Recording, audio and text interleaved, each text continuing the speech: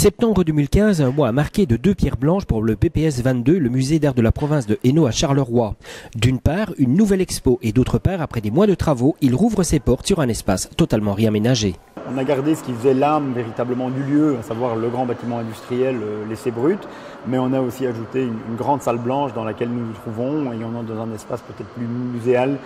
qui célèbre les œuvres, mais qui permet aussi de très bien les mettre en valeur. Et l'architecte a conçu effectivement une cursive à 4,80 m de haut qui offre un regard plongeant en fait sur la salle dans laquelle nous nous trouvons. Et donc le visiteur peut à la fois visiter l'exposition dans une sorte de face-à-face avec les œuvres, où ils sont à hauteur, ils sont un petit peu dans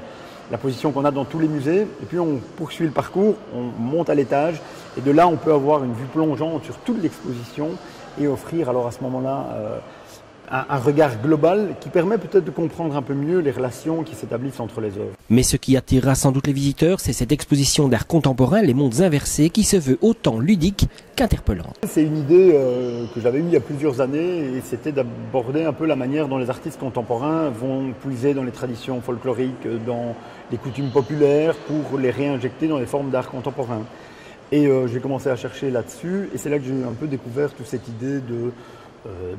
renversement, de monde à l'envers, qui est une caractéristique des cultures populaires et qu'on voit surtout dans le carnaval. Et je me suis dit, mais peut-être ce que recherchent véritablement les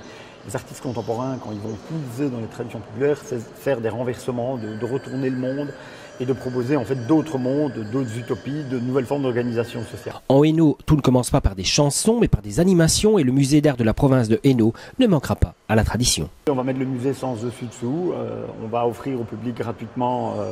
des visites guidées de différents types, puisqu'on a aussi bien la visite pour enfants, la visite pour adultes ou la visite pour adolescents geeks via smartphone, même la visite l'art contemporain pour les réfractaires à l'art contemporain. Je pense qu'il y a un vaste panel de possibilités.